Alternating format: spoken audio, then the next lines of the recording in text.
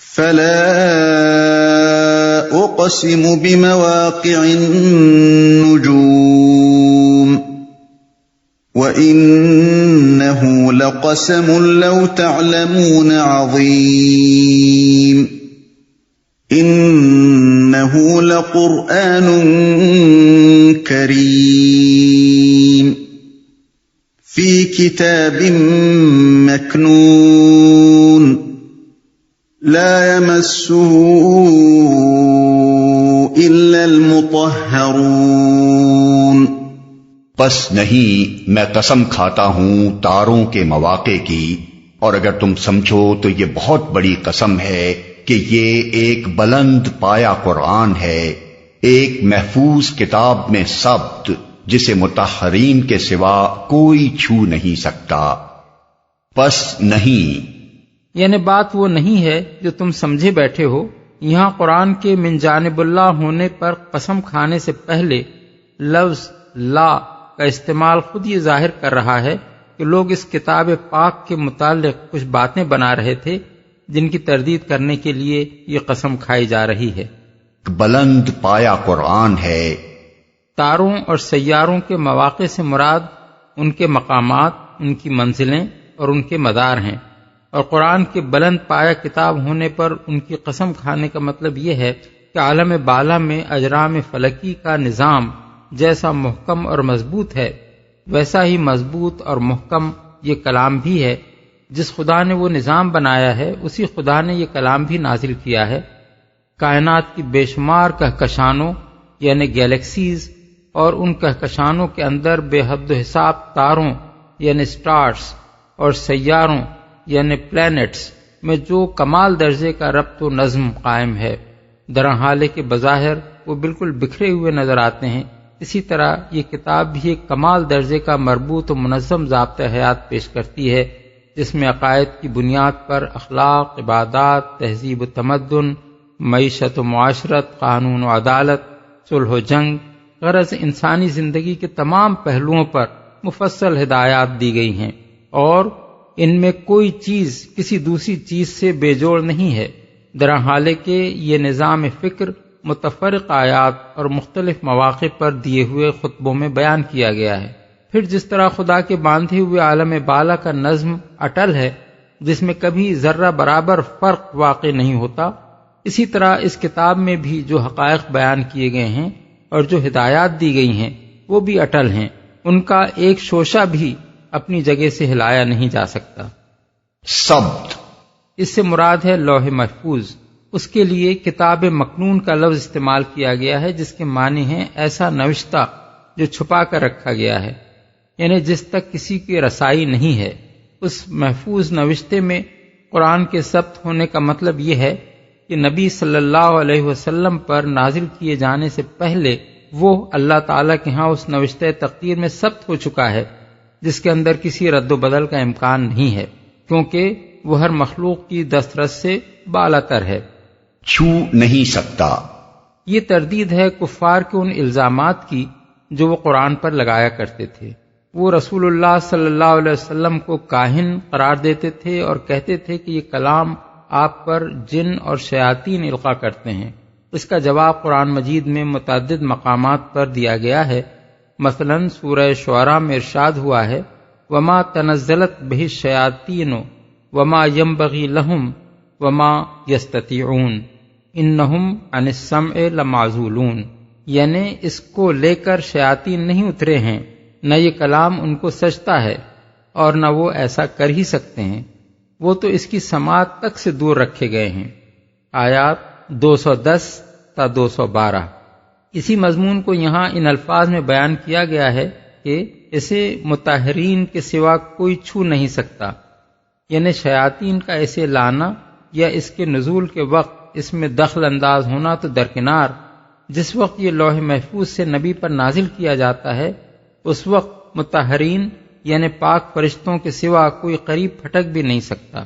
فرشتوں کے لیے مطہرین کا لفظ اس معنی میں استعمال کیا گیا ہے کہ اللہ تعالیٰ نے ان کو ہر قسم کے ناپاک جذبات اور خواہشات سے پاک رکھا ہے۔ اس آیت کی یہی تفسیر انس بن مالک، ابن عباس، سعید بن جبیر، اکرمہ، مجاہد، قتادہ، ابو العالیہ، سدی، ضحاک اور ابن زید نے بیان کی ہے، اور نظم کلام کے ساتھ بھی یہی مناسبت رکھتی ہے، کیونکہ سلسلہ کلام خود یہ بتا رہا ہے کہ توحید اور آخرت کے متعلق کفار مکہ کے غلط تصورات کی تردید کرنے کے بعد اب قرآن مجید کے بارے میں ان کے جھوٹے گمانوں کی تردید کی جا رہی ہے، اور مواقع نجوم کی قسم کھا کر یہ بتایا جا رہا ہے کہ یہ ایک بلند پایہ کتاب ہے، اللہ تعالیٰ کے محفوظ نوشتے میں ثبت ہے، جس میں کسی مخلوق کی دراندازی کا کوئی امکان نہیں، اور یہ نبی پر ایسے طریقے سے نازل ہوتی ہے کہ پاکیزہ فرشتوں کے سوا کوئی اسے چھو تک نہیں سکتا۔ بعض مفسرین نے اس آیت میں لا کو نہیں کے معنی میں لیا ہے، اور آیت کا مطلب یہ بیان کیا ہے کہ کوئی ایسا شخص اسے نہ چھوئے جو پاک نہ ہو، یا کسی ایسے شخص کو اسے نہ چھونا چاہیے جو ناپاک ہو۔ اور بعض دوسرے مفسرین اگرچہ لا کو نفی کے معنی میں لیتے ہیں اور آیت کا مطلب یہ بیان کرتے ہیں کہ اس کتاب کو مطہرین کے سوا کوئی نہیں چھوتا، مگر ان کا کہنا یہ ہے کہ یہ نفی اسی طرح نہیں کے معنی میں ہے جس طرح رسول اللہ صلی اللہ علیہ وسلم کا یہ ارشاد کہ المسلم اخو المسلم لا یظلمہ، یعنی مسلمان کا بھائی ہے، وہ اس پر ظلم نہیں کرتا۔ اس میں اگرچہ خبر دی گئی ہے کہ مسلمان پر ظلم نہیں کرتا، لیکن دراصل اس سے یہ حکم نکلتا ہے کہ مسلمان پر ظلم نہ کرے۔ اسی طرح اس آیت میں اگرچہ فرمایا یہ گیا ہے کہ پاک لوگوں کے سوا قرآن کو کوئی نہیں چھوتا، مگر اس سے حکم یہ نکلتا ہے کہ جب تک کوئی شخص پاک نہ ہو وہ اس کو نہ چھوئے۔ لیکن حقیقت یہ ہے کہ یہ تفسیر آیت کے سیاق و سباق سے مطابقت نہیں رکھتی۔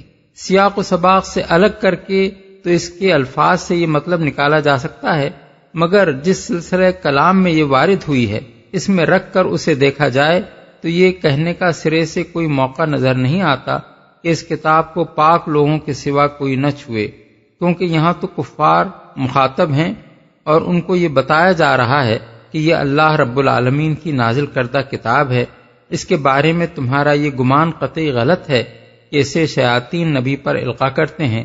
اس جگہ یہ شرعی حکم بیان کرنے کا آخر کیا موقع ہو سکتا تھا کہ کوئی شخص طہارت کے بغیر اس کو ہاتھ نہ لگائے؟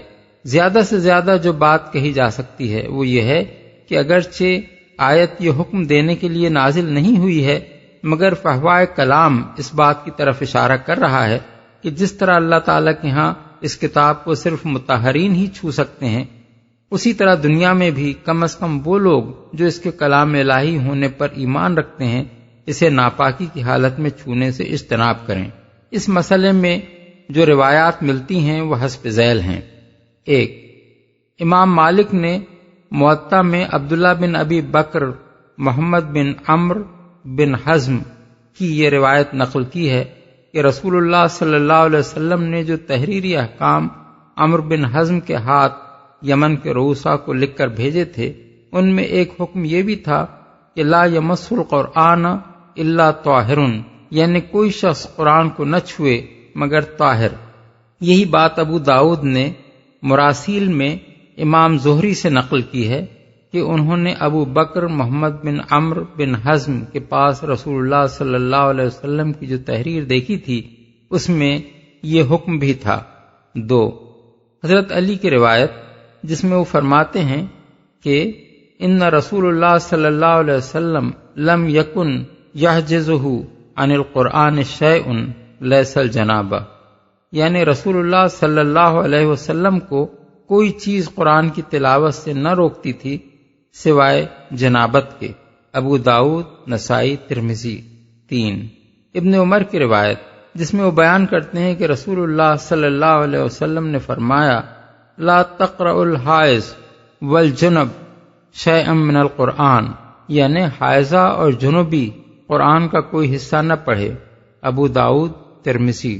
4، بخاری کی روایت جس میں یہ بیان ہوا ہے کہ رسول اللہ صلی اللہ علیہ وسلم نے قیصر روم ہرقل کو جو نامہ مبارک بھیجا تھا اس میں قرآن مجید کی یہ آیت بھی لکھی ہوئی تھی کہ یا اہل الکتاب تعالوا الی کلمۃ سواء بیننا و بینکم صحابہ و تابعین سے اس مسئلے میں جو مسالک منقول ہیں وہ یہ ہیں: حضرت سلمان فارسی وضو کے بغیر قرآن پڑھنے میں مذائقہ نہیں سمجھتے تھے، مگر ان کے نزدیک اس حالت میں قرآن کو ہاتھ لگانا جائز نہ تھا۔ یہی مسلک حضرت سعد بن ابی وقاص اور حضرت عبداللہ بن عمر کا بھی تھا، اور حضرت حسن بصری اور ابراہیم نخعی بھی وضو کے بغیر مصحف کو ہاتھ لگانا مکروہ سمجھتے تھے۔ احکام القرآن للجساس۔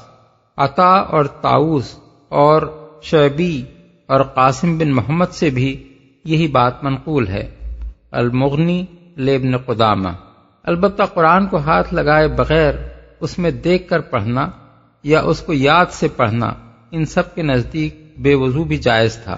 جنابت اور حیض و نفاس کی حالت میں قرآن پڑھنا حضرت عمر، حضرت علی، حضرت حسن بصری، حضرت ابراہیم نقی اور امام زہری کے نزدیک مکروہ تھا، مگر ابن عباس کی رائے یہ تھی اور اسی پر ان کا عمل بھی تھا کہ قرآن کا جو حصہ پڑھنا آدمی کا معمول ہو وہ اسے یاد سے پڑھ سکتا ہے۔ حضرت سعید بن المسیب اور سعید بن جبیر سے اس مسئلے میں دریافت کیا گیا تو انہوں نے فرمایا، کیا قرآن اس کے حافظے میں محفوظ نہیں ہے؟ پھر اس کے پڑھنے میں کیا حرج ہے؟ المغنی اور المحلہ لابن حزم۔ فقہا کے مسالک اس مسئلے میں حسب ذیل ہیں۔ مسلک حنفی کی تشریح امام علاء الدین الکاشانی نے بدائع الصنائع میں یوں کی ہے: جس طرح بے وضو نماز پڑھنا جائز نہیں ہے، اسی طرح قرآن مجید کو ہاتھ لگانا بھی جائز نہیں۔ البتہ اگر وہ غلاف کے اندر ہو تو ہاتھ لگایا جا سکتا ہے۔ غلاف سے مراد بعض فقہا کے نزدیک جلد ہے اور بعض کے نزدیک وہ خریطہ یا لفافہ یا جزدان ہے جس کے اندر قرآن رکھا جاتا ہے اور اس میں سے نکالا بھی جا سکتا ہے۔ اسی طرح تفسیر کی کتابوں کو بھی بے وضو ہاتھ نہ لگانا چاہیے، نہ کسی ایسی چیز کو جس میں قرآن کی کوئی آیت لکھی ہوئی ہو۔ البتہ فقہ کی کتابوں کو ہاتھ لگایا جا سکتا ہے، اگرچہ مستحب یہی ہے کہ ان کو بھی بے وضو ہاتھ نہ لگایا جائے، کیونکہ ان میں بھی آیات قرآنی بطور استدلال درج ہوتی ہیں۔ بعض فقہائے حنفیہ اس بات کے قائل ہیں کہ مصحف کے صرف اس حصے کو بے وضو ہاتھ لگانا درست نہیں ہے جہاں قرآن کی عبارت لکھی ہوئی ہو، باقی رہے حواشی تو خواہ وہ سادہ ہوں یا ان میں بطور تشریح کچھ لکھا ہوا ہو، ان کو ہاتھ لگانے میں مذائقہ نہیں، مگر صحیح بات یہ ہے کہ حواشی بھی مصحف ہی کا ایک حصہ ہیں اور ان کو ہاتھ لگانا مصحف ہی کو ہاتھ لگانا ہے۔ رہا قرآن پڑھنا تو وہ وضو کے بغیر جائز ہے۔ فتاوی عالمگیری میں بچوں کو اس حکم سے مستثنی قرار دیا گیا ہے۔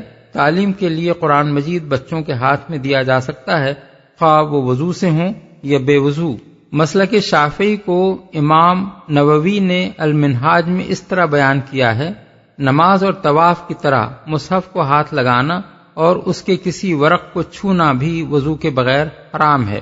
اسی طرح قرآن کی جلد کو چھونا بھی ممنوع ہے، اور اگر قرآن کسی خریطے، غلاف یا صندوق میں ہو اور درس قرآن کے لیے اس کا کوئی حصہ تختی پر لکھا ہوا ہو تو اس کو بھی ہاتھ لگانا جائز نہیں۔ البتہ قرآن کسی کے سامان میں رکھا ہو یا تفسیر کی کتابوں میں لکھا ہوا ہو یا کسی سکے میں اس کا کوئی حصہ درج ہو تو اسے ہاتھ لگانا حلال ہے۔ بچہ اگر بے وضو ہو تو وہ بھی قرآن کو ہاتھ لگا سکتا ہے، اور بے وضو آدمی اگر قرآن پڑھے تو لکڑی یا کسی اور چیز سے وہ اس کا ورق پلٹ سکتا ہے۔ مالکیہ کا مسلک جو الفقہ علی المذاہب الاربع میں نقل کیا گیا ہے وہ یہ ہے کہ جمہور فقہا کے ساتھ وہ اس امر میں متفق ہیں کہ مصحف کو ہاتھ لگانے کے لیے وضو شرط ہے، لیکن قرآن کی تعلیم کے لیے وہ استاد اور شاگرد دونوں کو اس سے مستثنی کرتے ہیں، بلکہ حائضہ عورت کے لیے بھی وہ بغرض تعلیم مصحف کو ہاتھ لگانا جائز قرار دیتے ہیں۔ ابن قدامہ نے المغنی میں امام مالک کا یہ قول بھی نقل کیا ہے کہ جنابت کی حالت میں تو قرآن پڑھنا ممنوع ہے، مگر حیض کی حالت میں عورت کو قرآن پڑھنے کی اجازت ہے، کیونکہ ایک طویل مدت تک اگر ہم اسے قرآن پڑھنے سے روکیں گے تو وہ بھول جائے گی۔ حنبلی مذہب کے احکام جو ابن قدامہ نے نقل کیے ہیں یہ ہیں کہ جنابت کی حالت میں اور حیض و نفاس کی حالت میں قرآن یا اس کی کسی پوری آیت کو پڑھنا جائز نہیں ہے، البتہ بسم اللہ، الحمدللہ وغیرہ کہنا جائز ہے، کیونکہ اگرچہ یہ بھی کسی نہ کسی آیت کے اجزاء ہیں مگر ان سے تلاوت قرآن مقصود نہیں ہوتی۔ رہا قرآن کو ہاتھ لگانا تو وہ کسی حال میں وضو کے بغیر جائز نہیں۔ البتہ قرآن کی کوئی آیت کسی خط یا فقہ کی کسی کتاب یا کسی اور تحریر کے سلسلے میں درج ہو تو اسے ہاتھ لگانا ممنوع نہیں ہے۔ اسی طرح قرآن اگر کسی چیز میں رکھا ہوا ہو تو اسے وضو کے بغیر اٹھایا جا سکتا ہے۔ تفسیر کی کتابوں کو ہاتھ لگانے کے لیے بھی وضو شرط نہیں ہے۔ نیز بے وضو آدمی کو اگر کسی فوری ضرورت کے لیے قرآن کو ہاتھ لگانا پڑے تو وہ تیمم کر سکتا ہے۔ الفقہ علی المذاہب الاربع میں مسلک حنبلی کا یہ مسئلہ بھی درج ہے کہ بچوں کے لیے تعلیم کی غرض سے بھی وضو کے بغیر قرآن کو ہاتھ لگانا درست نہیں ہے، اور یہ ان کے سرپرستوں کا فرض ہے کہ وہ قرآن ان کے ہاتھ میں دینے سے پہلے انہیں وضو کرائیں۔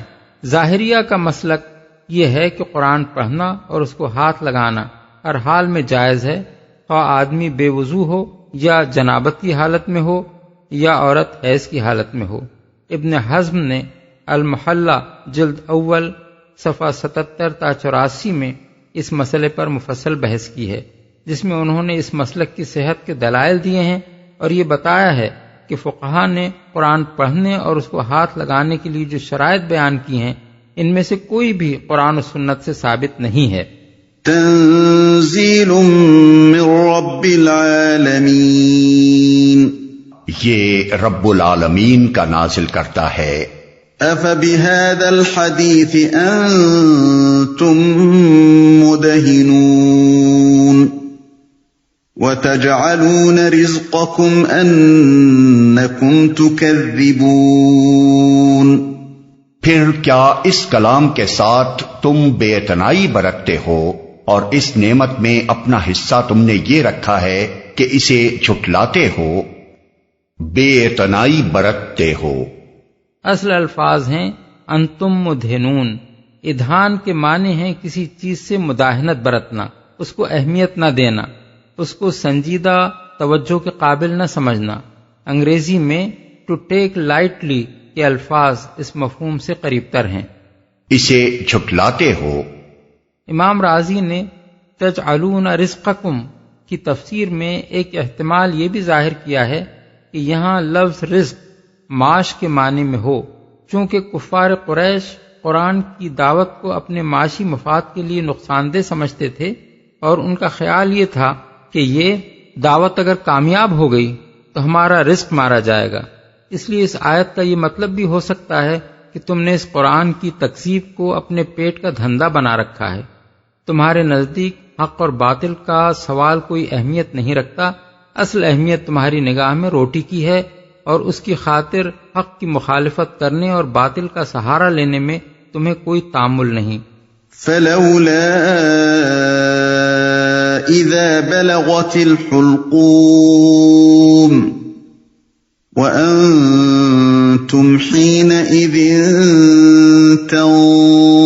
تنظرون ونحن اقرب اليه منكم ولكن لا تبصرون فلولا ان كنتم غير مدينين